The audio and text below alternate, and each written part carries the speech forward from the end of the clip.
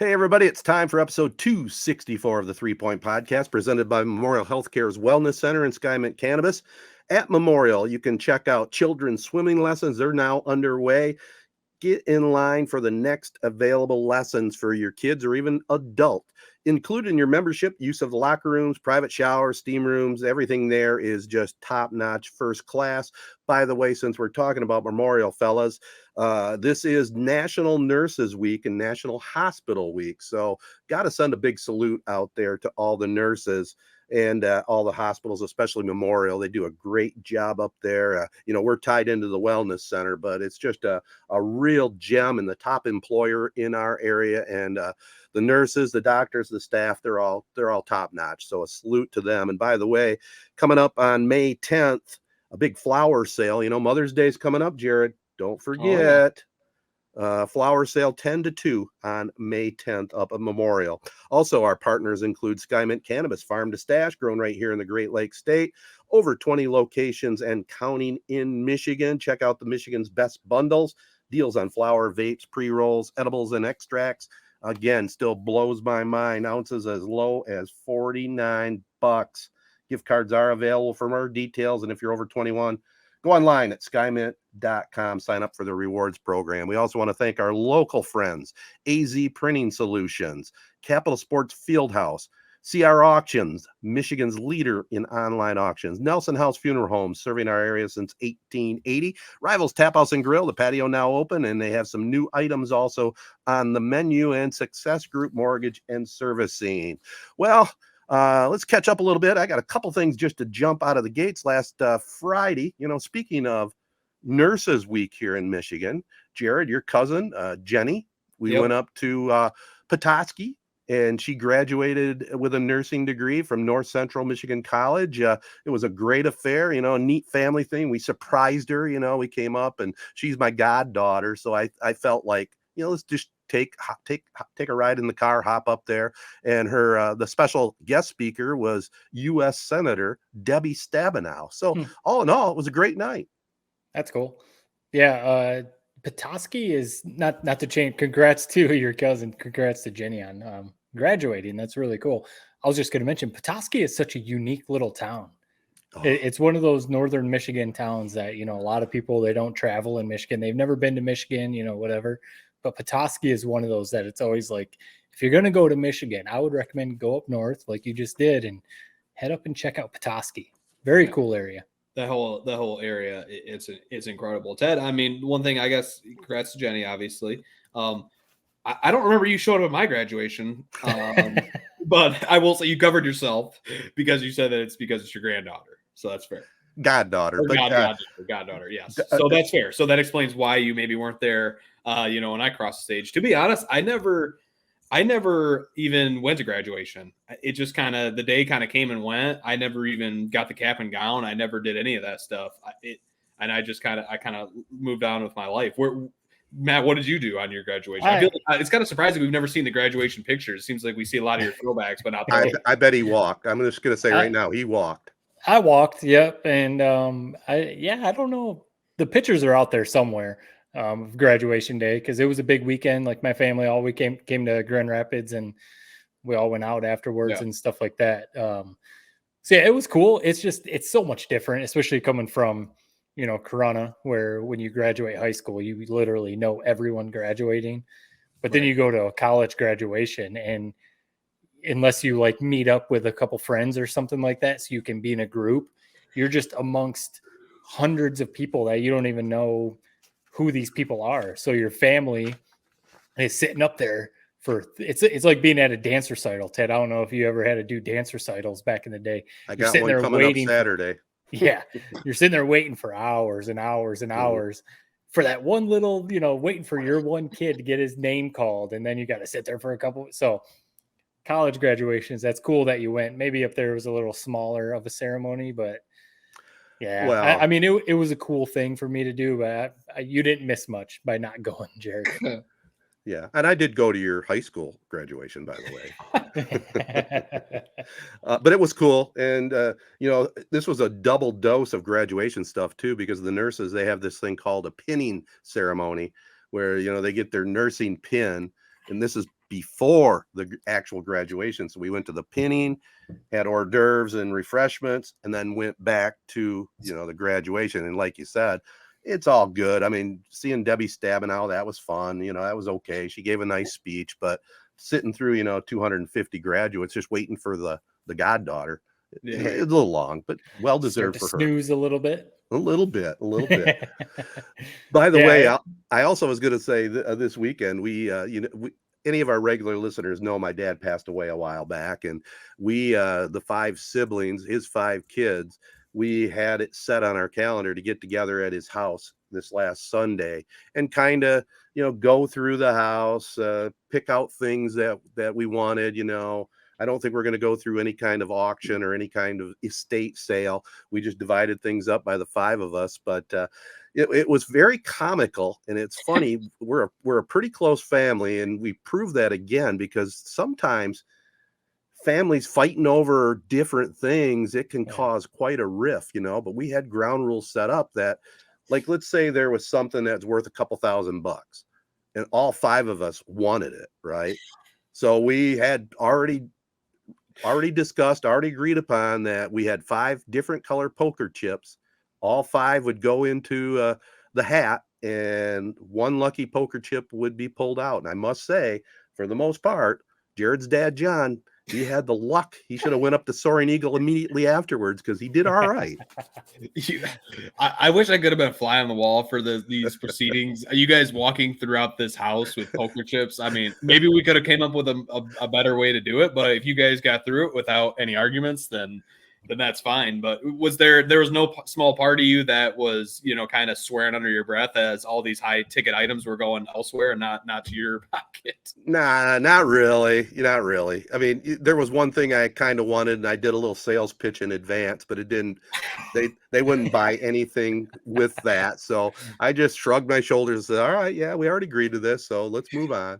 I feel like that is especially with 5 siblings, it's not like it's like 2 where, you're splitting it up between you and someone else. 5 people basically make it luck of the draw, except for maybe a few bigger ticket items or something like that. But I think that's a fair way to do it. It really wasn't bad. I mean, I think we could have tweaked it a little bit.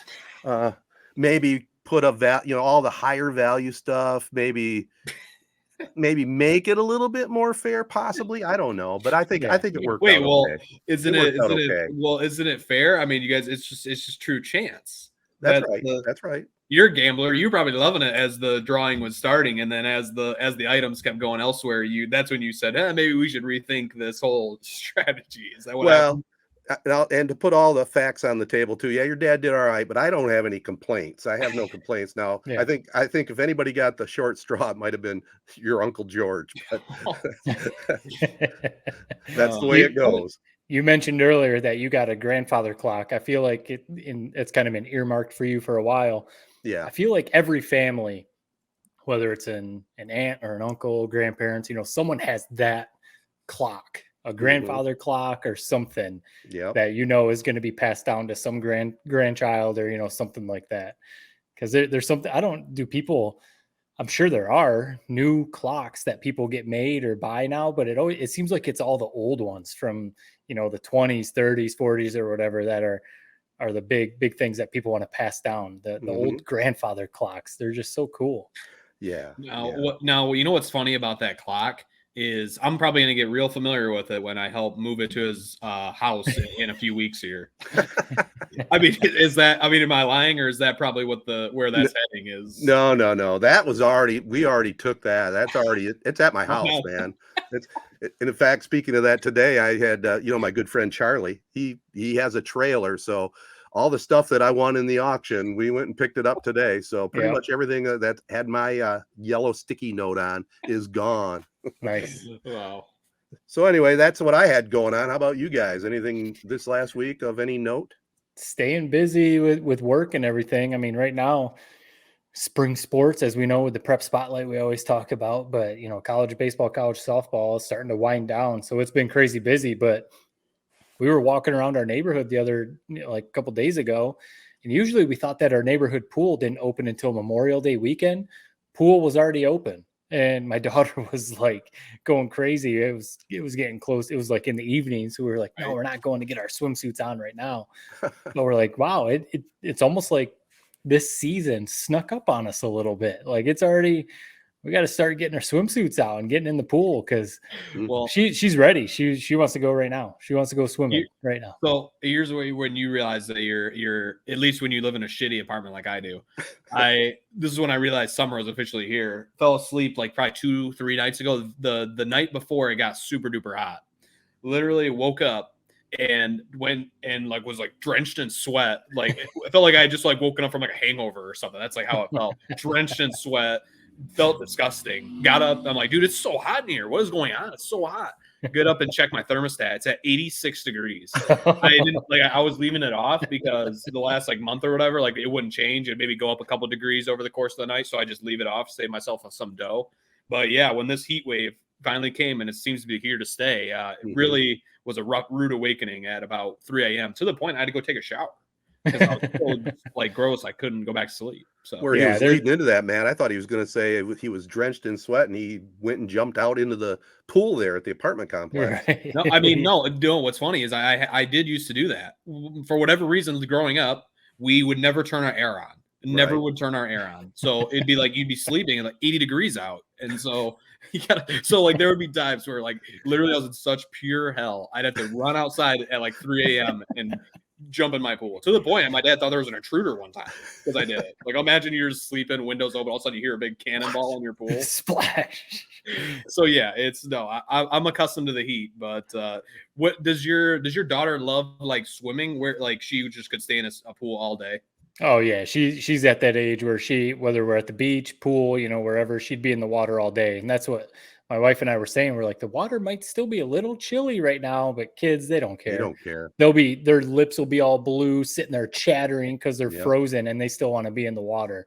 So yeah, we're saying this weekend we're going to make it down there and get in. But it's funny you mentioned about the air conditioning growing up, that your parents or whatever wouldn't turn it on. So where I grew up out in the country, in Owosso, we didn't have air conditioning. We just had a bunch of windows, and you hope that there was a breeze, because there would be some of those, July, August, super sticky nights that we're all just sitting there. We've got like 9 fans blowing around, and we're just like sweating, sleeping just basically in your underwear because it's so hot. Like, so at least you had the air conditioning. Yeah, we had it. It was, Matt, to be honest, it's almost worse what I had. We had it, but it might as well not have had it because it ain't going to turn on. So it's like it's like the mirage and you're in the desert, like there's water, but then you get to it and it's there's nothing there. So to be honest, you might have had it better. Yeah. Wow. Well, we are going through a good stretch of weather here. I think today was like low 70s. Next couple days going to be sunny and 70s. I had the boat out earlier today. So nice. It's all good, man. The weather has broke for sure. By the way, before we talk a little Tiger baseball, some things have been making their way on the internet about ALS. And, you guys know how ALS means to me. My best friend Chris passed away from it. It's a horrendous disease, 2 years of seeing, somebody that was vital and strong and, just kind of disintegrate. It's a horrible disease. And again, trying to get more awareness out there. Dan Orlovsky was on Get Up with Greenberg, I guess, yesterday or the day before. And they got a new little thing to get more money going towards ALS. It's called Fist Bump for ALS. And you're supposed to send it, I think, via social media, aren't you, to 3 different people? It works out perfect here with the 3 of us, right? Let's do it right now. Fist bump, boys. And like I said, ALS awareness is great. It's you like how I couldn't find the middle of the screen. But ALS awareness is great. But what we really need to do, and I'll just get on my soapbox for 1 minute, we got to just hammer the politicians out there and research people, and we just got to, there's been tons of money for research, but there's been no cure, and like I posted on Twitter, we came to a very quick vaccine with COVID. All the scientists jumped together, said, hey, we got to put an end to this pandemic. And then the same thing ever since Magic Johnson came public with HIV. People before that, it was a death sentence. I mean, Right. you got HIV, you were done for. And the doctors, the scientists all came together, whatever kind of pills he's taken. And I don't think it's like what they originally started out with, where you'd have to take like a whole fistful of pills a day just to keep it away. But Right. they've modified things. I won't say they've come up with a cure, but they've come up with the fact that you can live the rest of your life, with HIV and not get full blown AIDS. So really, when you think about how long ALS has been out there, I mean, it's been around forever, but really became public with Lou Gehrig. And Major League Baseball finally a couple of years ago decided to jump in a big way and have Lou Gehrig ALS Day. And I think it's June 2nd every year it's celebrated. And we just gotta push hard to see if we can get a cure for it. That's the last thing I got to say on it. It does seem like it's something that, the amount of money that's being donated to the research and, the geniuses and all the labs and everything that's donating their time and efforts to it, it sure seems like it'd be something that they can come up with a treatment, maybe not a cure, like you said, maybe not a cure, but something that is more manageable for people who end up getting it. But it sure is sad when you hear about the numbers and the amount of people that get it. Mm-hmm. Yeah, and then to see what they have to go through, because famously Mitch Albom wrote the book Tuesdays with Maury, and it was his documenting going to visit his old college professor every Tuesday as he went through the different stages of ALS. And that book is true to what it really is like the majority of the time. You're just gradually, your physicality just goes away, but your mind is still there, and it's probably the most horrendous disease to me it really to think about getting.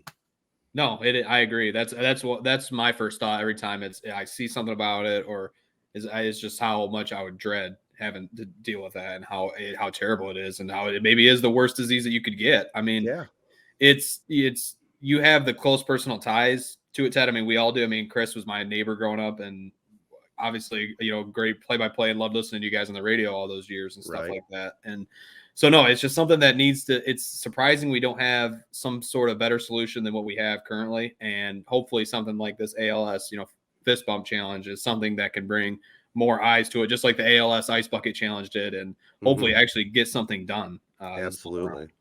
All right. Well, let's do it one more time. Fist bump. There it is in the middle. All right, guys. Let's get a cure for ALS and keep moving it forward. All right. Like I said, Major League Baseball is going to have ALS Day on Lou Gehrig Day on June 2nd. Let's hope the Tigers are still in contention. We'll talk a little Tiger baseball right after this. All right, guys. I know, Jared, you're working with the Tigers on Bally Sports. They just lost to Cleveland after beating them yesterday, but they had creeped to within 2.5 games of first in the AL Central. They're finding ways to win overall. They're kind of a fun team. We've talked about that before. It could be kind of an interesting summer. Let's hope they keep our attention, through the All-Star break, and then see what happens. It's almost like what we talk about with the Lions. Like if by Thanksgiving, they're still, like you said, keeping our attention, hanging around a little bit. So like you said, maybe the All-Star break in the AL Central. We mentioned this before. The AL Central right now is not playing very well. So in the AL Central, if they can hang around and, the big thing is don't get swept. You can't get swept in any series. If you're going to lose, maybe, you lose 2 of 3, or maybe you win 2, you just can't have those runs where you lose 6 in a row, 7 in a row or something like that, because then that knocks you out of contention. So like you said, if the Tigers if they can stay afloat by All-Star break, keep things interesting, no big major injuries, I'd almost say that's a win right there. But they're finding ways. The offense is still putrid, but they're finding ways to win. The pitching actually has been pretty good. Yeah. So I mean, I'm not ready to pat myself on the back yet. They still got to get to 70 wins, but a lot of this outside of maybe Jonathan Scope, a lot of the stuff I predicted, heading into this year, I feel like has been pretty true. I mean, we've seen the 2 catchers, Eric Haas and Jake Rogers, belt their fair share of home runs, kind of alternating. They've been solid. They've been good. They've given us some offense from the catcher position that we missed last year dearly. Scott Harris, He's impressed me, man. I really think he's a guy with a plan. I more than maybe any other GM that we've had, whether it's in the Tigers organization or just throughout all of our Detroit sports. I really think he's a smart guy. It's a very small sample size. He hasn't, dealt with a trade deadline or anything like that, but just some of his acquisitions he made this offseason. I mean, McKinstry, guy sees a lot of pitches, great glue guy, great locker room guy. Vierling's been good. Maton's been hitting home runs. He's had a walk-off already this year. He's been clutch. And somehow, some way, this bullpen that lost a lot of their arms. I mean, Chris Fetter made it's like they haven't missed a step. I don't know what we're paying that guy. I don't know. I know he's gotten a lot of job offers, elsewhere, a lot of interest, at least like with Michigan baseball, I know for sure. So I just hope that we get to retain that guy and keep him on AJ Hinch's staff. But yeah, the thing with this team is they've been fun. I mean, they've kept us entertained. Every time it feels like they're about to go south, like when they were 10-17, like about a week ago, right before the Mets series, they find a way to kind of bring us back in. They won 5 straight. I mean, they swept the Mets. Mets are kind of a disaster right now, but how much fun was that beating Max Scherzer and Justin Verlander in back-to-back days? Yeah. I mean, you don't expect this team to be winning the AL pennant or anything tomorrow, but the way that they've been able to keep us intrigued, keep us entertained. I mean, a guy like Eduardo Rodriguez pitching like maybe the best guy in baseball right now. Who knows what we're going to do with him, as the season progresses and if this team stays in contention or if it doesn't. It's a lot of positivity, which is something I feel like we haven't seen a lot from the Tigers in a very, very, very long time. So I'm loving it, man. Mm-hmm. Yeah, well, you're right on. And, Hinch, ever since he benched Baez, the team seems to have paid attention and they're playing good, hard ball right now. Now, I know Javi struggled a little bit in tonight's game, but he's been great since then. Yes, he really has. I mean, I feel like his strike. I think he went like 5 or I don't know if he struck out tonight, but before that, I think he went 6 straight games without a strikeout. Longest he's won his entire career. His like a strikeout percentile rate is like in the 80th percentile right now, where in years past it's like below 20. Right. He's been hitting home runs. So I mean, he's a fun player when everything's going well. And like you said, that was a big time turning point in this season. It really was, whether it translates to wins and losses or not. But I feel like just in terms of the vibe around the clubhouse and kind of the fact that, hey, no one's above anyone else. We're all a team here. Everyone's got to come and work the same way. I mean, AJ Hinch, you guys already know how much I love AJ Hinch. And I think that singular moment, if you had to point to one, what kind of turned this season around a little bit, it was that. Yep. Yeah. And the big thing too, is there's all the guys that you listed a few minutes ago are starting to step up. And that's without, maybe the 2 bigger names that you were hoping would turn into all-star caliber players anyway. Riley Green and Spencer Torkelson aren't playing. Green's playing pretty well. I mean, him in the field is fine. He's a great fielder.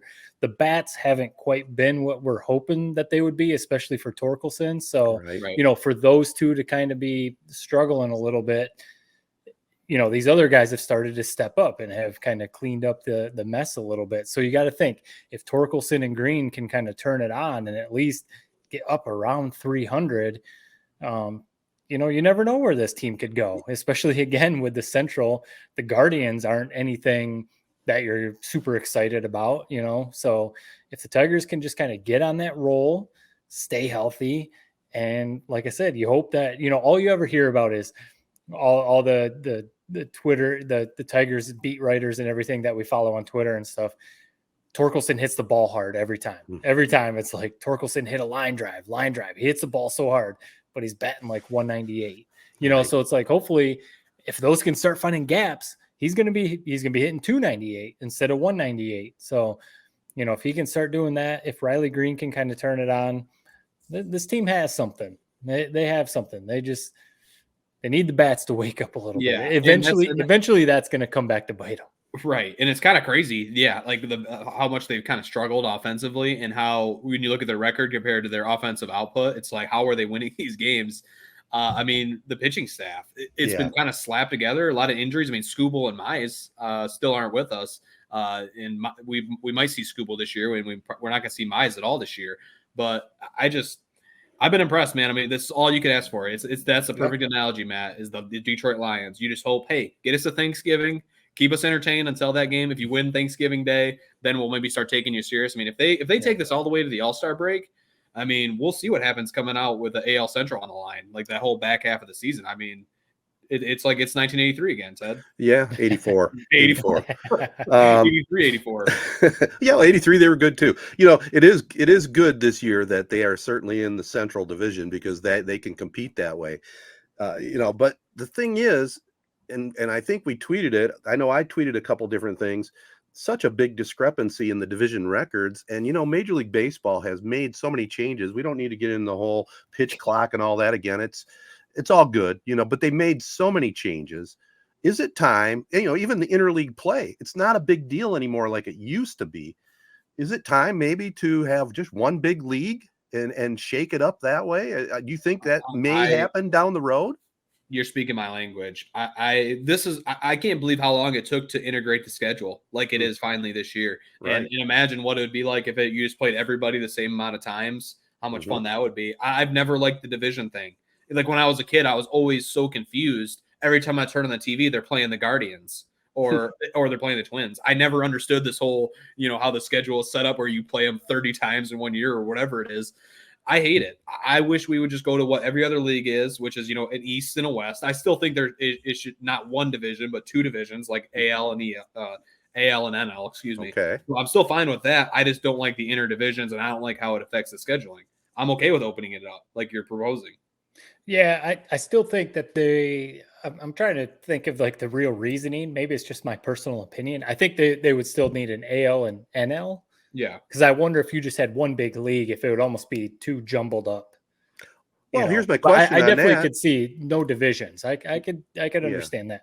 Just my question on that is, I guess you'd have to set it up kind of like what the NBA does, maybe. I don't know. NBA still has divisions. They're just bigger divisions, so it's a little more of a round robin. I don't really know what their point, what the point of them are. You never hear people talking about those divisions because you're right, they are in the NBA, but I don't know what purpose do they serve? Right. Do you know? Yeah, not really. I wonder if one of the big reasons was travel back in the day, right? Back before everyone was flying first class charter flights. You try to keep everyone a little more local, but now that doesn't really matter. So. Yeah, and if you would ask me this 20 years ago, I say that's an insane idea. But there's been so many changes. In fact, I'll take it to the extreme. And I know you're going to laugh at me at this, but they've made so many changes since basically after the Tigers won the World Series in '68. That was actually the last true original World Series where you had the American League winner play the National League winner. The next year they went to divisions, '69. So I almost think they ought to and we've talked about the steroid era and all this, everything else going on in the record book. Maybe we should have two record books in Major League Baseball. You're our historian. So you're saying that the divisions aren't something that's always been around? No. Wow. Then it is idiotic. I don't understand it. I just figured that was another one of those stupid baseball rules where it's always been around. So let's just keep it. Makes no sense. I hate. Why would you want to? What fans want to see? Just think about. We had a good crowd for when Verlander was back, but I don't think it's necessarily just because of that. I think it's because it's the New York Mets. It's like a different team. Like let's see what it's like playing them. I will say I did respect how MLB used to be with the two totally different leagues. You never played them. You only All-Star game and in the eventual World Series. There was something kind of cool about that. Yeah, it's cool, but in terms of day-to-day, what makes money, what people are going to watch, it doesn't make sense in that sense. Mm-hmm. It's cool in the World Series, but other than that, I never really understood it. So the first thing, I did a quick Google search. I did just why do sports have divisions? And the first thing that came up was for the NFL. It says NFL divisions serve to make scheduling and playoff seeding easier, as well as maintain rivalries between division members, Lions and the Bears, Lions and the Packers. Yeah. Really, it almost sounds like just to make scheduling easier, but that's kind of lame. Yeah, it is. That shouldn't be the main reason. For whatever reason, I like it in football, but I hate it in every other sport. I don't know why. There's something I like about playing the Packers twice every year, Bears every year, Vikings. But I don't feel that same need if I'm a Tigers fan. I don't need to see us play the Kansas City Royals 16 times. Right. Well, and part of it too, like this year, the Central's pretty down, but the NFC South last year, the Buccaneers won their division and they were under 500. Right. So that would maybe support Ted's idea. the Buccaneers probably shouldn't have even made the playoffs last year, and No. they won their division at under 500. Might happen this year with the AL Central. A team might be like right around 500, and they win their division, make the playoffs. So I think it'd be something to address. I'm glad with some of the changes they made. Taking away the DH or taking away the pitcher hitting in the NL, and some of that stuff, interleague play, like we mentioned. Hey, and I'll raise my hand. I mean, they have sped up the game of baseball. It seems to be working. It does seem to be working. I worked that Mets series. The game times, I think I'm not exactly right, but I seriously think that all three of them were 2 hours and 10 minutes or less. Wow. That's think about that. That's shorter than an NBA game. No, I love it. It's made a new fan out of me, as you guys already know. So we don't need to rehash the whole pitch clock, but it's been a great rule change. Yeah. All right. Well, it's I got one final thing on baseball. I was home the other day mowing the lawn, and I decided to put on the Tiger broadcast on the radio.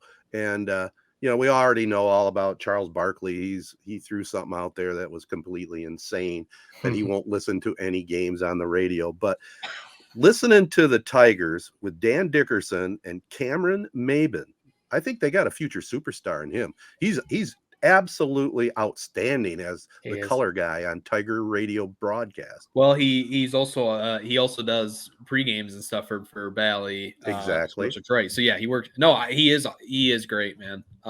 He formerly worked for the Yes Network with the Yankees. And everything you just said, I'll second. I think he is very good. He's got the young kind of energy. He's recently out of the game. And you can tell he knows his baseball. And he has a good delivery. I mean, he has a good he says he says some inside baseball stuff that he gets out, doesn't stutter. It's just awesome. Yeah, I haven't heard him on the radio yet, but anytime I've heard him on TV, I've just said this guy's going to be somewhere. It's like when Curtis Granderson started doing TV. It was like, all right, well, he's going to have a job doing this somewhere. It's the same with Maybin. So I'm glad the Tigers snagged him up, because I still I know Barkley basically said why it's pointless to have sports on radio, and obviously very, very near and dear to your heart, Ted. I mean, I still enjoy it, but there was the first round playoff game. We were the Warriors and Kings. We were driving somewhere. I think we had to run to the store. We had to do something, and one of those games was coming down to the wire. So I flipped it on ESPN radio to hear that. And it was great. I forget. It was PJ Carlissimo was the color guy. I forget who was doing play-by-play, but it was fantastic. And I know we've mentioned, obviously, listening to Lions games on the radio is just great. And Dickerson obviously is awesome doing the Tigers. So no, there's still definitely value to sports radio. It's a whole nother level. You got to face it. When you said you turned on ESPN radio, I mean, if for any young guys that want to get into the radio business doing play-by-play, just listen to the pros. Just listen to the pro broadcasters.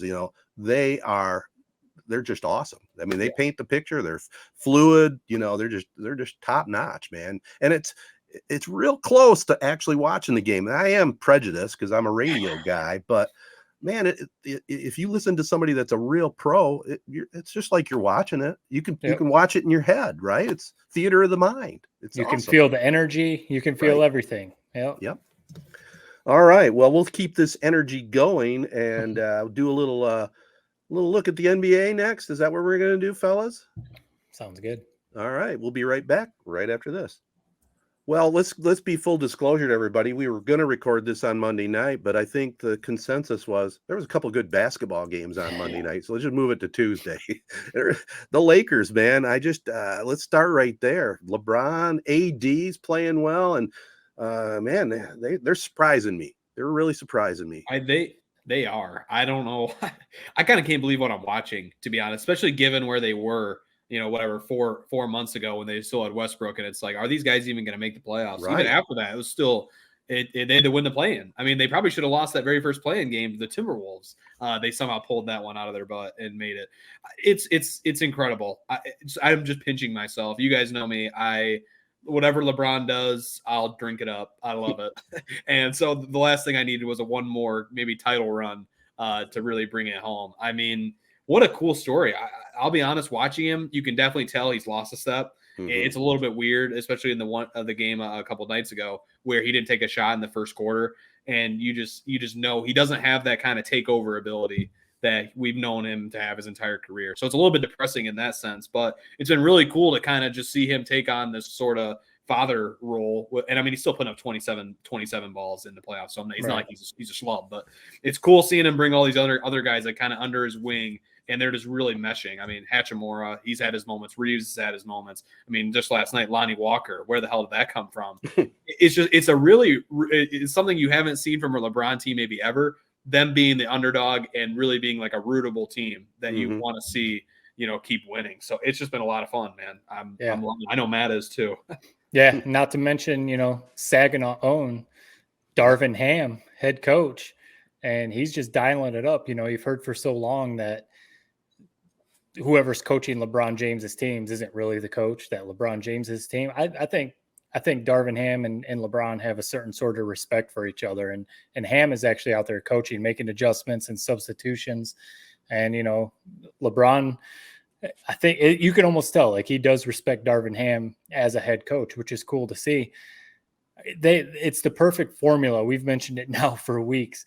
Rob Pelinka built the perfect team around LeBron James. I mean, he said it, Austin Reeves was undrafted. And he said the first time he practiced with Austin Reeves, he said, we're going to end up signing this kid because he's the perfect player for me. Like he's probably never going to make an all-star game, anything like that. He can run point guard. He can shoot. He can defend. He can pass. He's not scared of the moment. So LeBron can kick him the ball and he's going to shoot. Same with Lonnie Walker. Lonnie Walker basically didn't play the whole playoffs. He hasn't touched the floor. And Darvin Ham said, they always told him, stay ready. And it's just the one thing, you always hear about. Kobe obviously is my favorite player ever. And you always hear about, Michael Jordan, the killer instinct. No one was ever going to take that last shot away from MJ or Kobe. They always wanted to be the guy to take it. And that's kind of been one criticism of LeBron his whole career. He was so quick to like maybe give that pass, make the right basketball play, the quote unquote right play. And that's just been his thing. And that's you kind of like what you're saying, Jared. He's not necessarily like deferring to people, but I think he's picking his spots because he knows he can't go balls to the wall for 40 minutes a night anymore. He's got to trust Lonnie Walker. He's got to hope that Anthony Davis is locked in so LeBron doesn't have to do it. You got to think like how crazy it is it in a game 4 in the playoffs that LeBron is cool kicking it to Austin Reeves, cool kicking it over to Lonnie Walker, who basically hasn't touched the floor. As those players, that's got to be the ultimate confidence boost. Yeah. The leading scorer in NBA history.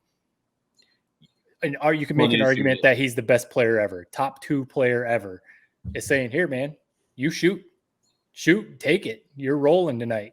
That's got to be just the ultimate confidence boost when he's doing that, So I definitely didn't grow up a LeBron guy. I have turned. I respect his game more than ever now, 38 years old to still be playing at this level. I think it's insane. And it's just fun to watch because as someone, who I would picture, I'd be curious what your dad would say, Jared. I think LeBron plays the game the right way.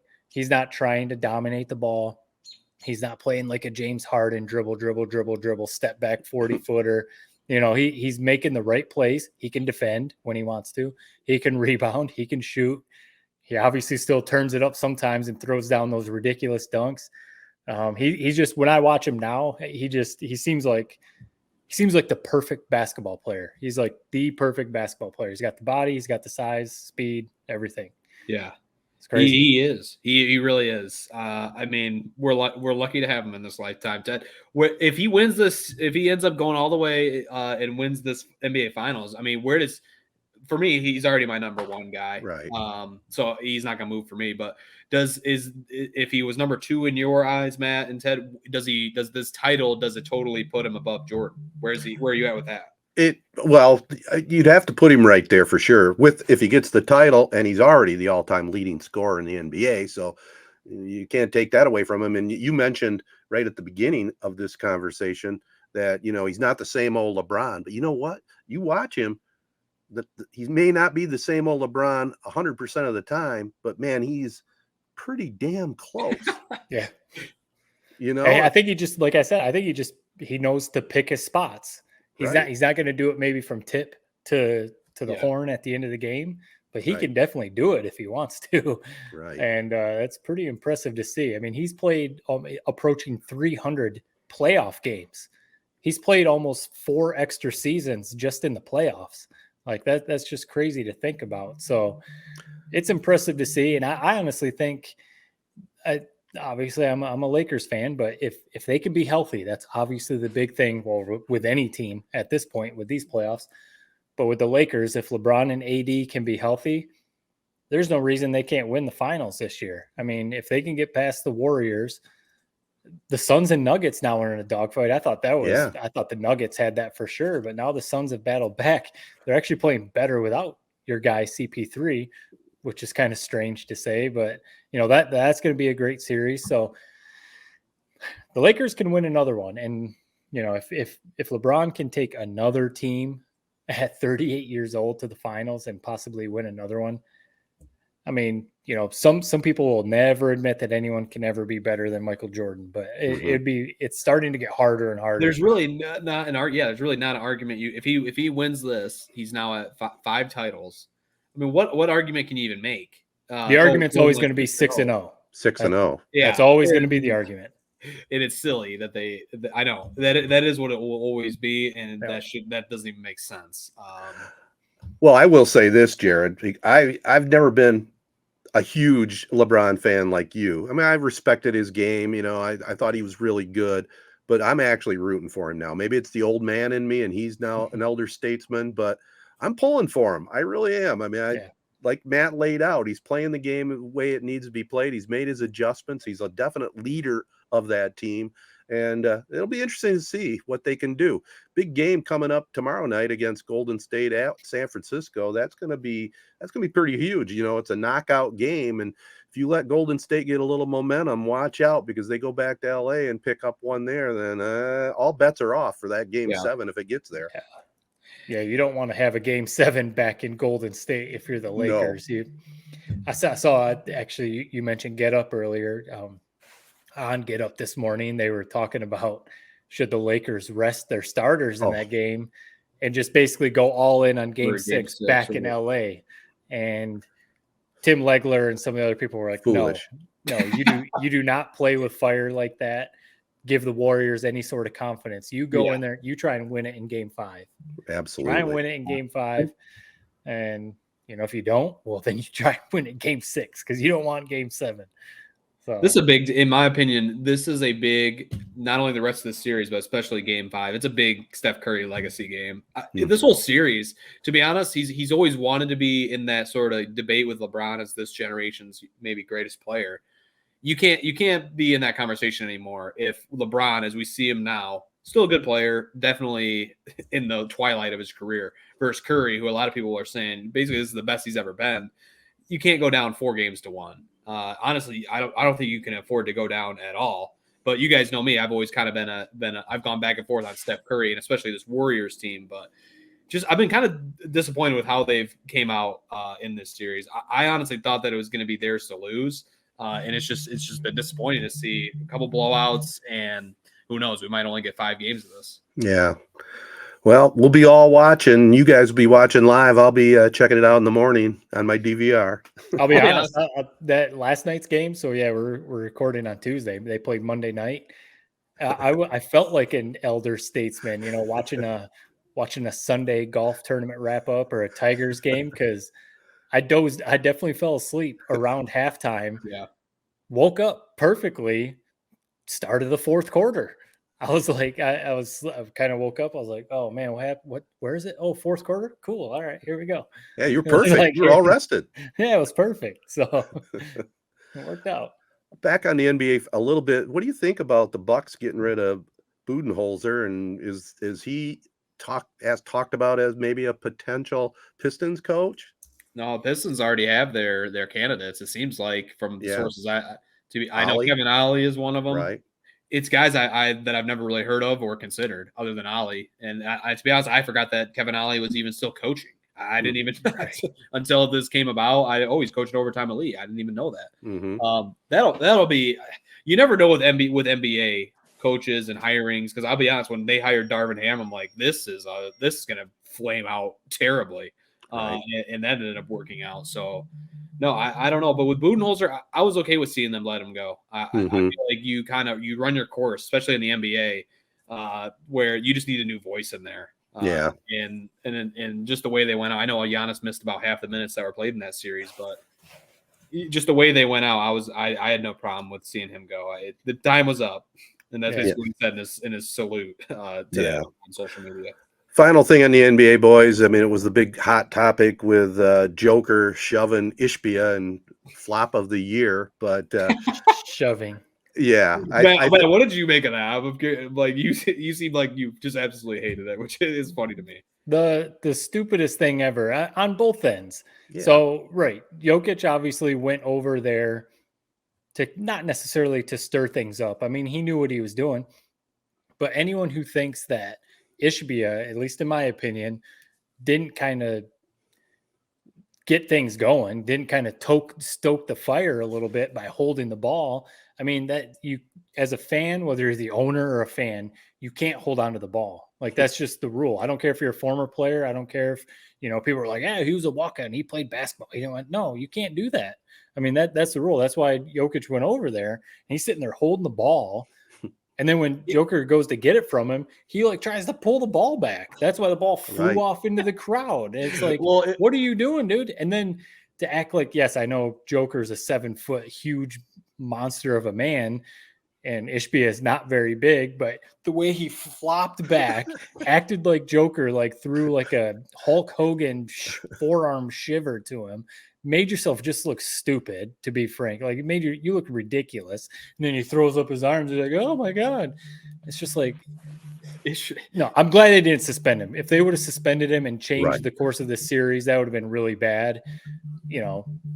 Give him the fine. Yeah, he shouldn't have went over there. He did make contact with Ishbia. So yes, you should have fined him. But really, if that was a normal fan who did what Ishbia did, they would have been kicked out of the arena and maybe not invited back because he's in there holding the ball. And then if you watch the video really slow, he was starting to reach for Joker before the little shove. And it's like, what are you trying to do? The thing that confused me with that whole Ishbia is, it was weird. The whole thing, Ishbia didn't come across great, although it did get technical fouls. So you got to won the whole thing. Yeah. But I don't know what set Jokic off so much to need to rip it out of his, he was holding it. Yes, he was holding it, but it didn't seem like he was chirping him or anything. He's just sitting there holding the ball, and you would have thought that he had just stole his lunch money the way he stormed over there and ripped it out of his hands. It was a funny altercation nonetheless. And one thing that people were pointing out is that you in one of the cameras or one of the whatever angles, you could see Ishbia's butt crack. I thought that was pretty hilarious. That's something you always got to worry about, especially with the older you get. You never know when the old crack's going to show. Coin slot. You never want it. It's never good when it does. No. Especially on national television. But someone made the good point, part of it too. Not to talk too much on this, but if that was Mark Cuban, it would have been handled, or the reaction would have been much different. It would have been the reaction would have been that Cuban was trying to affect the game just because of everything that Cuban's done in the past, but because no one really knows. Obviously, a lot of people know who Matt Ishbia is, but in the NBA world, no one really knows him that much. He doesn't have that reputation.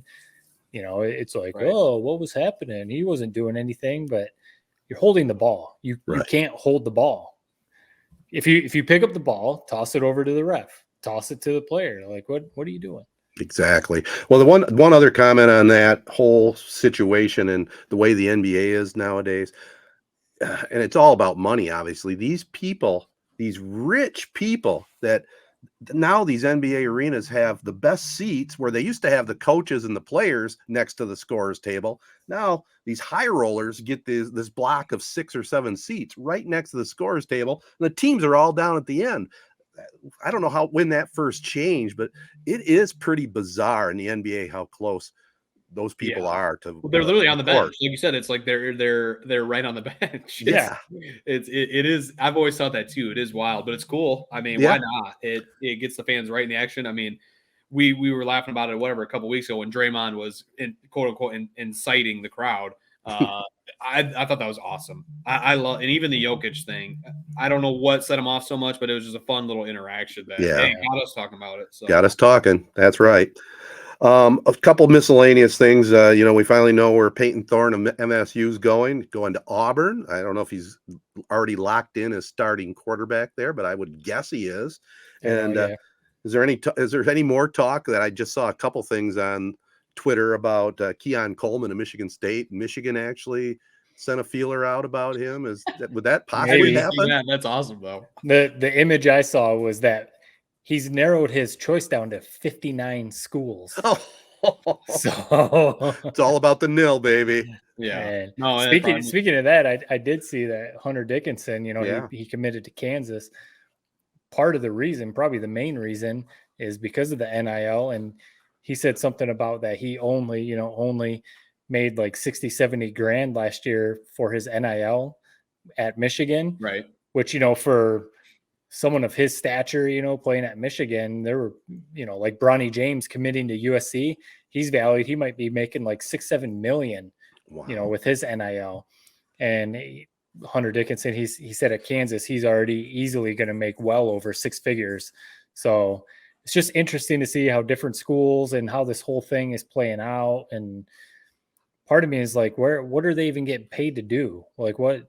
Yeah. Is it just like sponsorships? Is it just in their social media posts? They're supposed to be wearing certain clothes and, stuff like that. Like where are they even making this money? But it's definitely cool. Cause I know like Blake Corum, I know he does pretty well with the NIL, and probably JJ McCarthy and other people too. So it's interesting to see.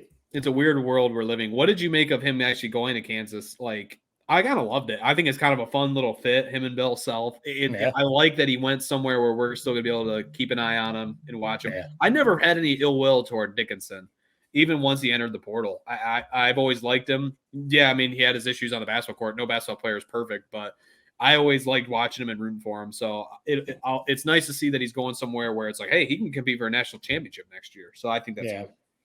Yeah, I mean, I'll pay attention and watch when Kansas plays and go, oh, there's Dickinson. But am I rooting for him? No, he left Michigan, for God's sakes.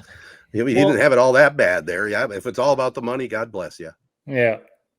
Listen, we don't for one goddamn pod. Let's not talk about that program. It's we know why he left. Maybe okay. I don't know. I don't know. Let's just leave it at that. All right. Well, we got a little prep spotlight coming up next, but before we do, just real quick, I don't know. Did you work Saturday? Kentucky Derby. It got all by us. What'd you think? Yeah, it wasn't. Nothing's gonna ever live up to last year's Rich Strike. I mean, the longest shot won the Derby. It wasn't anything like that. The big storyline from this weekend at the Kentucky Derby has been all the scratches they had. I think they had like seven scratches throughout the weekend, and then obviously the deaths of the horses too. 7 horses died. Who's actually Mike Rapoli, who's the body armor. He's the owner of that horse. Who he came up with body armor, CEO of that. He kind of runs around in like the barstool type circles.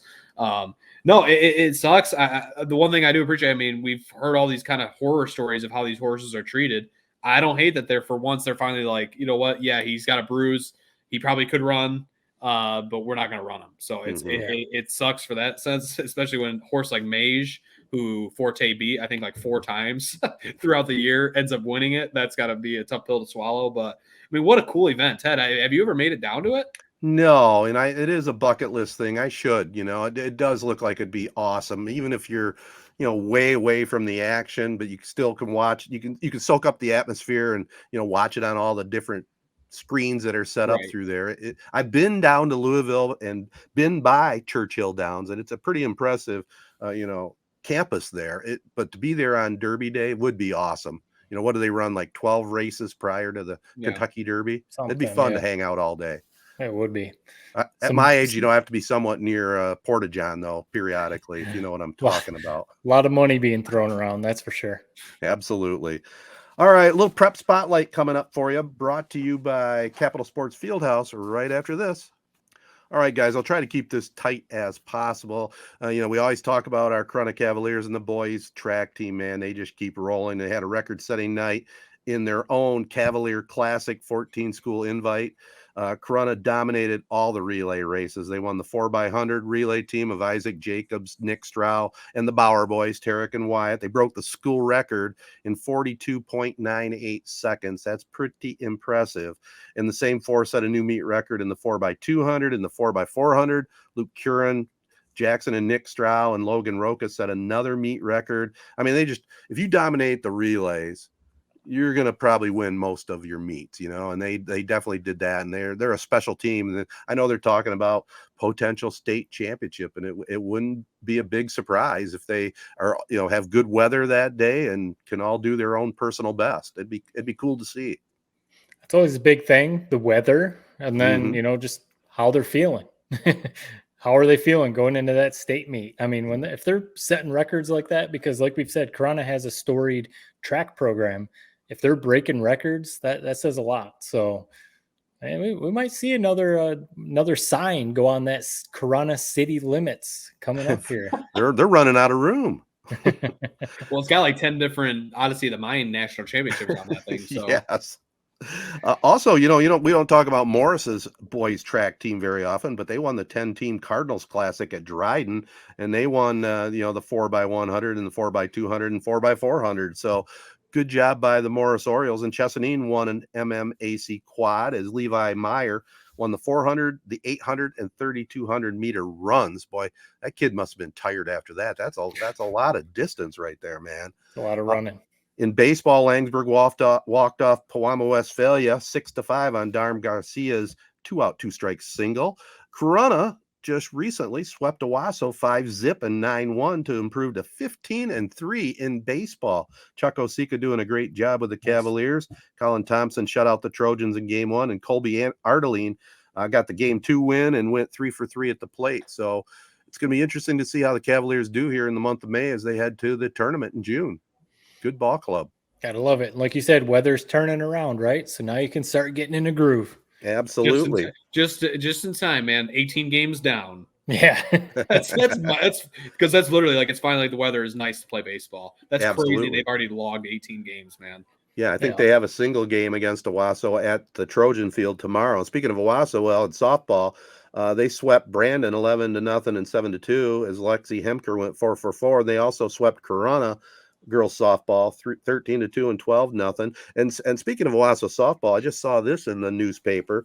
Macy Ireland, you remember her from the 2021 state championship, and she went on to Kent State. She was just named the MAC pitcher of the week after going 5-0. They beat Buffalo twice and Bowling Green in 3 games. So congratulations to her. Here's a little quick thing statewide, Jared. You guys are probably on top of it at Bally. Orchard Lake St. Mary's baseball team had won 84 straight baseball games. Think about that. State record, obviously, 84 straight. And they had won 84 straight going into last Thursday's doubleheader with Grosse Pointe Liggett. Now the Eaglets have a 2-game losing streak. But they racked off 84 straight before losing that twin bill 4-3, 4-3. But that's quite a... They are loaded. I think they finished the year last year like #1 nationally. They really are hell of a program out. And if I'm not mistaken, I think it's Dan Petrie's son that is the head coach there. I think you're right. So, yeah, that's what a hell of a program, man.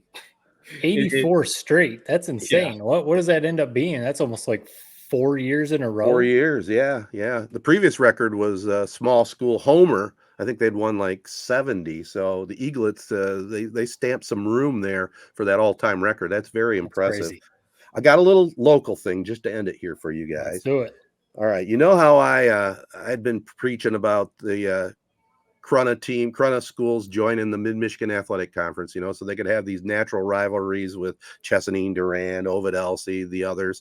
There's now actual talk. There's been the MMAC.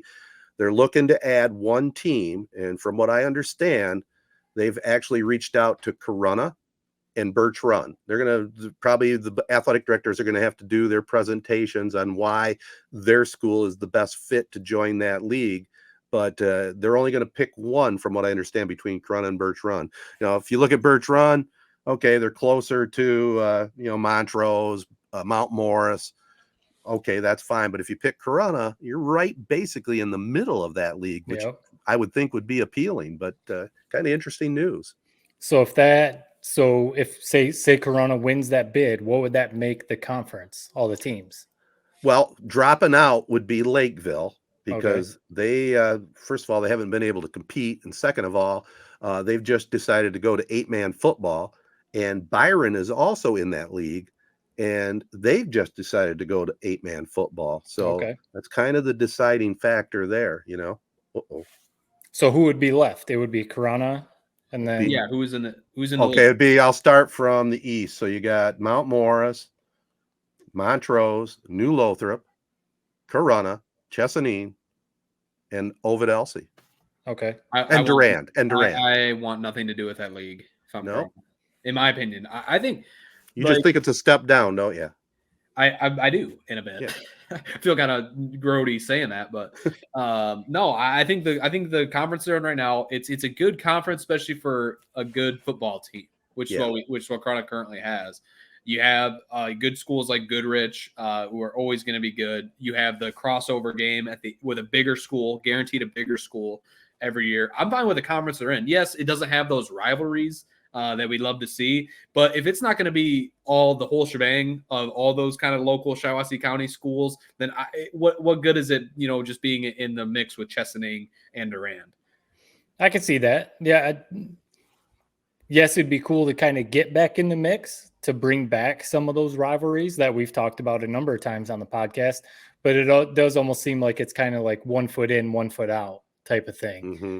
And I can see what you're saying, Jared. If Corunna is really trying to establish itself as a, one of the top mid-Michigan programs, would they be better staying in the conference they're in? Better competition, maybe? I'm not sure if it is technically better competition, but kind of like what you laid out. So I'd be curious to see what the final pitch is. So Jared's a nay. Matt's are you an in-betweener? I'm a classic. I'm an in-betweener because I'm all in on the MMAC. Okay. My whole thing is the communities are similar. Yep. The rivalries will be great. The travel will be less. I mean, to me, and I am old school, but I'm all in. I'd like to see it if they got the invite. I'd hope they do it, and they wouldn't join, and they'd run out this next season in the Flint Metro still anyway. So it'd be for 24, 25. So no, I definitely wouldn't be against it, because when you line back up with Durand over some of those other schools, Chesaning, that would definitely be very cool to see again. I just wonder, like Jared said, would you be taking a step down? That's the only thing. Not that Corunna all of a sudden has become an elite program or something like that, but I think a lot of people look at Corunna in our county as like, what do those idiots? What are they so like what's the word I'm looking for? Like, so proud of themselves. Why are they so proud of themselves, man? They are worse than us. We kick their ass when we play them. That's what I would say if I was like a Durand or a Chesaning, just like outside looking in, because I feel like we always do have this highbrow look. Arrogance? Are you saying arrogance? Arrogance. Okay. Well, but when you look back at the history books, it's like you guys are churning out like 2-win seasons like it's nothing. Why are you guys so highbrow about all this? I'm not sure. Join the MMA. Maybe I am right. Maybe we just do need to, or maybe I'm wrong. We just need to join this conference. Go Cavs. All right. Good debate. Yep. So that's our prep spotlight, and we'll wrap up the podcast. Just a short Tedertainment Tonight right after this. Capital Sports Fieldhouse is the home of hit and pitch and a whole lot more. The 10,000 square foot turf field can be used for all indoor sports training, including football, baseball, basketball, softball, soccer, and many other activities. Hit and Pitch has 7 indoor batting cages with full pitching tunnel and the state-of-the-art Hit Tracks training system utilized by MLB organizations. Located in the old Capitol Bowl J.C. Penney block on South Washington in Owosso, Michigan. For more details, call Capital Sports and Hit and Pitch at 989-472-4624 or online at capitalsportsfh.com.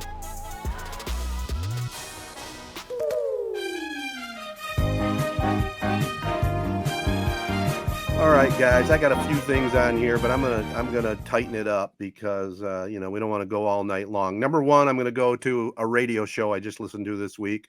I love my Howard Stern, and they did a full week in Miami. They got brand new studios down there for Sirius XM in Miami, and this guy kind of goes to your era, I think, Matt. Pitbull. They did a decent interview with Pitbull. Okay, the dude he's awesome. Mr. 305. Yeah. Absolutely. I like his music, but the interview was really, really good. He figured it out. He's an entrepreneur, but his life wasn't all that good growing up, but he has figured it out. And Pitbull's my man now, man. I loved it. How long are you going to ride Howard Stern, man, until he's totally off the tracks? Till the end, baby. I'm a Howard Stern fan forever. The latest, are you your head under a rock with the latest thing where he had the comment, basically NBA players don't come and talk to him? Like basically he's trying to make it like a race type issue. What? No, I didn't hear any of that. He didn't talk about that on a show? I don't. He was seeing how when he's sitting courtside, none of the players come up and say hi to him. No, I didn't hear that. I did hear though. He's talked about this before, that Jeff Van Gundy, I think he does games for the Knicks along with his national duties.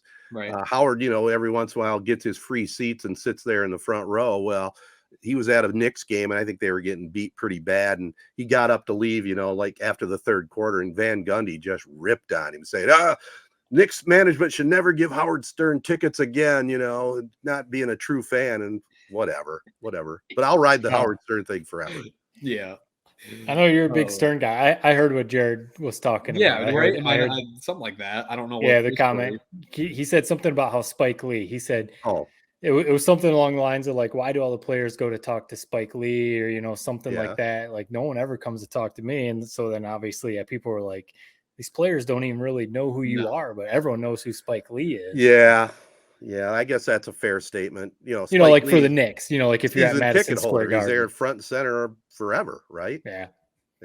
Well, whatever. I'm still always going to be a Howard guy, and I do like my my documentaries. Here's another. You like your history stuff too, don't you, Jared? Oh yeah. I got a quick one when you're done. All right. Well, I'll wrap this part up. It's called The Movement and the Madman. It was on PBS again. It was about the Vietnam War and Richard Nixon and how the anti-war protest in 1969, the largest the country's ever seen, peaceful protest. Nixon had to cancel what he himself called his madman plans for a gigantic escalation of the war in Vietnam. And you can just imagine what the peaceniks were doing. What are you doing, Nixon? He even was threatening nuclear weapons in Vietnam. And it just showed that our country in 69, the peace people got together, did peaceful protest, and changed Nixon's mind about escalating the war. I mean, it was a really well done documentary. That's all I can tell you on that. Definitely a piece of history. Yeah, part of history that honestly I'd never heard that. I didn't know that it was on the brink of becoming. I mean, thankfully it wasn't. I mean, that's a sliding doors moment for U.S. and also world history if nuclear weapons were used in Vietnam.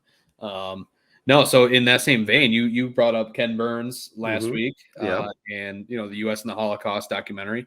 So I gave one of his docs a watch. One thing I accidentally subscribed to PBS somehow. I thought PBS was free. Next thing I know, I paid $80. How much?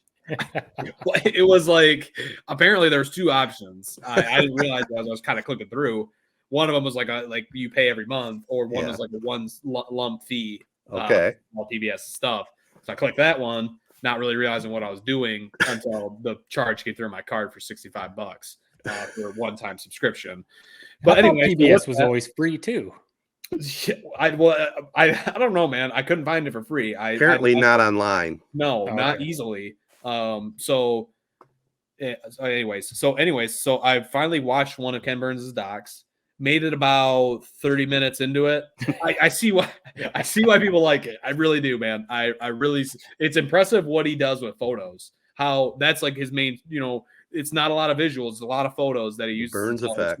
I'm not saying obviously he doesn't need my blessings for if he's a damn good filmmaker. He is. It's not my speed. Mm-hmm. I watched the baseball one. I watched the first part of the one set in like when it was talking about the first start of baseball in the 1700s. This isn't really familiar. Let me see if it's maybe just the time period I'm not getting into. So then I watched the 11th inning, watched the first like 30, 35 minutes of that, got through kind of Barry Bonds' whole home run chase. And I just said, you know what? This just ain't for me, man. I see the appeal. I appreciate it. It's just not for me. So my overall rating, it's good. I see why people love it. It's just not my speed. Fair. I think speed is the main thing with his documentaries. They are very slow and dense. Mm-hmm. And I mean, maybe that's exactly what you want out of a historic documentary. You're not watching some, spoofy movie hour and a half, right. That's it for the big screen or whatever. If you're watching a documentary like that, you want to learn, and that's what he's going to teach you about baseball, about the World War I, or whatever it is. Yeah, you're going to learn a lot, but you better have some coffee or you better have something to drink because it's pretty slow. And like you said, because it's a lot of photos. If it was a lot of cool historic video, that might kind of keep you engaged. A ton of interviews, maybe that would be different. But when it's just like narration and photos, it is a little bit like,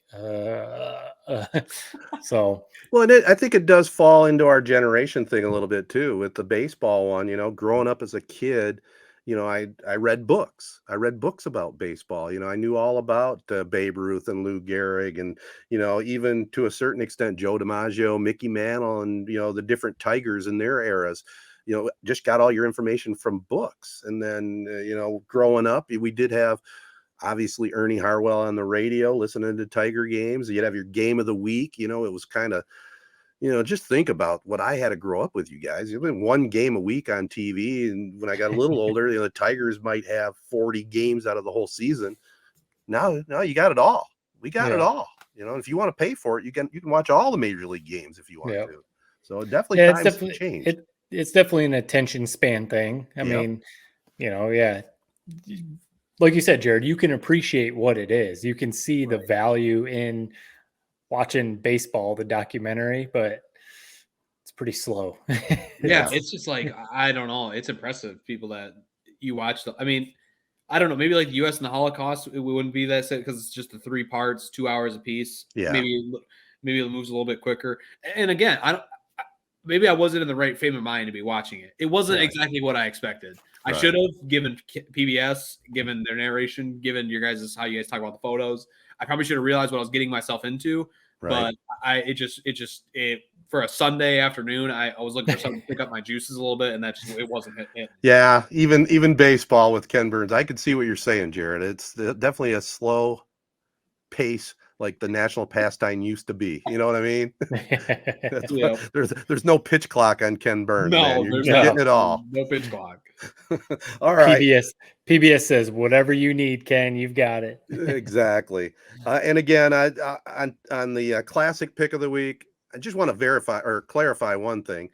I'm not trying to talk anybody into rewatching something. I'll try to point out if you've never seen it. I'll tell you if I think it's good or not. And I think we touched upon it last week, The Natural. I just finished watching it. It's probably the second or third time I've seen it, but it was like, it's funny how when you don't see a movie for a long time, you might remember bits and parts, but it's still like watching it brand new. Yeah. And everything about The Natural was good. The two key things I really liked was the story itself, because it's a classic, classic ending. Let's put it that way. And the music, the final music scene where the home run gets hit. It doesn't get much better than that. But the one complaint I do have is, and it was even talked about when the movie came out, it was starring Robert Redford as a guy, at the twilight of his big league career. He had some issues leading up to making his debut. He was out of baseball for 15 years out of high school. Well, Robert Redford, when this movie was made, was 48 years old. And they're trying to show that, well, yeah, he looked good. He looked good. Don't get me wrong, for a 48-year-old, but trying to sell a Major League Baseball player at 48 was a little would have taken me right out of it. I wouldn't have been able to get past that. The entire look. Is that the famous what's the famous movie with like the exploding lights? That's it. That's it. What, he hits a home run and it smashes the light? Yeah. Kind of paint the picture a little bit. When he was a little kid on the farm, his dad was a farmer, and lightning struck the old hickory tree and shattered it down the middle. Well, he took a piece of that tree and made a bat out of it. It was called, I forget what it was called, Wonder Boy, I think it was. Wonder Yeah, Wonder Boy. And he took that bat to the major leagues with him, man, and that's how he became dominant that And one that's how he year. mashed a home run that was like 900 feet. Oh, that's Exactly. awesome. Exactly. So that's it's a good movie. It is. You know, maybe a little cheesy in certain parts, but it's still a cool baseball movie. Bull Durham is one that I would always recommend. I think Bull Durham is a really cool baseball movie. Again, I like Kevin Costner a lot, so that's big, but that's just a classic old baseball movie to me. I think Bull Durham was probably the one that comes closest to really portraying baseball. You know, I mean, they actually looked like they were playing baseball, and Costner could throw. You know, so. Yep. Yeah. And Tim Robbins, you could tell he could actually throw, so he was good. The thing that always drove me crazy in baseball movies and sports movies in general, when they have a play-by-play guy and he's doing play-by-play over the PA system. Yeah. Come on, pretend at least you know what's going on. All they need for that is literally show one shot of the guy like on the radio, or say you're on W, and everyone would be like, yeah, okay, that makes sense. But they never do that. I know one thing they've always pointed out about baseball movies that's kind of funny, and it's kind of like crazy to think they would do this. So, you know, when they fill up a baseball stadium with a ton of extras, you know, to shoot the scenes, it's just a bunch of people that showed up as extras. Right. So, like, for example, with Major League, you know, the movie Major League, when they pan up to the stands, you know, at the time it was the Cleveland Indians, no one in the stands is wearing any Indians gear. It's all just like regular clothes or whatever. So it's like, how do you not just print off like 10,000 generic t-shirts to hand out to everyone or something like that to make it look a little realistic? Yeah. I remember you know, as a kid, I loved the movie Rookie of the Year. And it was the same thing with that. He played for the Cubs, and it was no one in the stands was wearing Cubs stuff, you know. So just goofy stuff like that with movies. Now that's a great flick. I'll be the first to say it. That's maybe the all-time baseball. My suggestion of the week. It's hilarious that we ended up talking about it. Kevin Costner finally watched it. Field of Dreams. Good flick. Obviously, I see the appeal.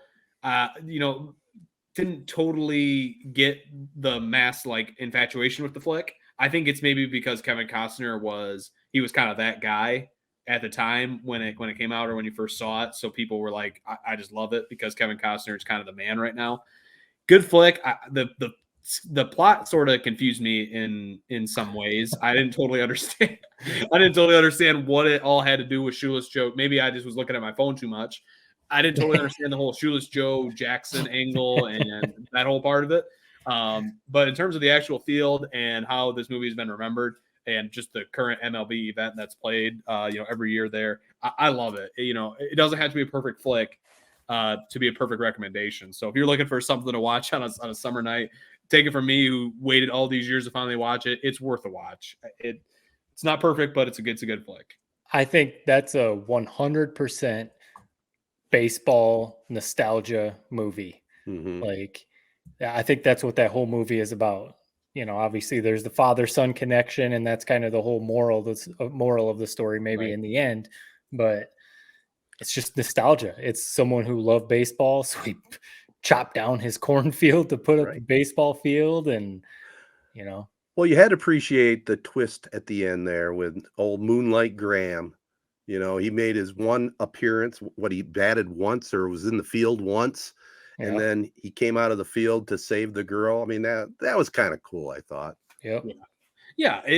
I don't have any real complaints about the movie. It just, I mean, people really, really, really love it. So I just felt like I was kind of going into it with like a negative mindset. Like, there's no way it's that good. Right. But it's just a whole nostalgia thing. And, you know, I could see like, it seems like it's perfect for like somebody who is Matt's age, where you watch that when you're a kid and it's new enough where it's not, you know, super dated.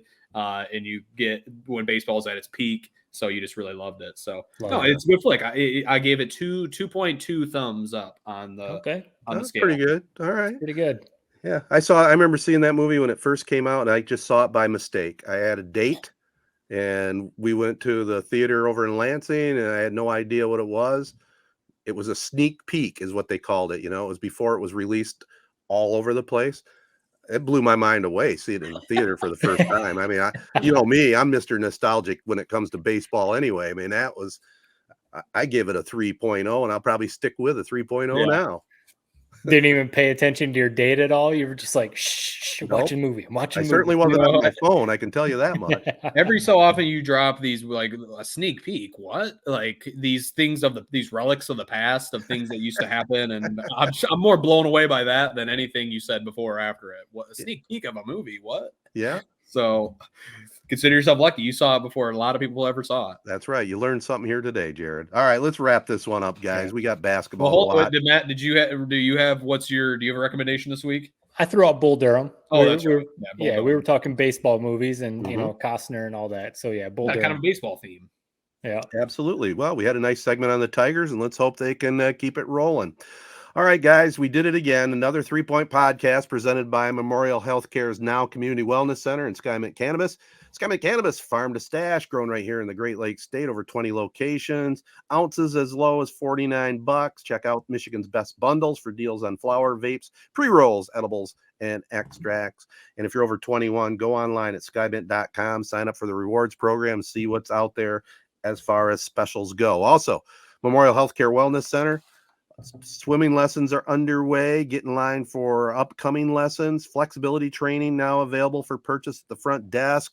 Obviously, you get to use all the accommodations there, including the SkyTrack, locker rooms, private showers, steam room, sauna, lap pool. Just too much to describe here. And also, again, congratulations to all the nurses out there here on National Nurses Week and National Hospital Week. Salute to everybody.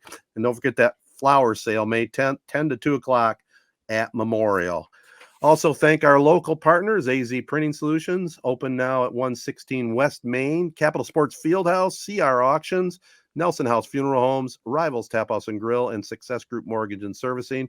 Make sure you follow us on the socials at 3-Point Pod, subscribe to our YouTube channel, and if you have anything you want to pass on, you'd like us to do different, or any suggestions, just hit us up on the socials, or you can email us at 3pointpod@gmail.com.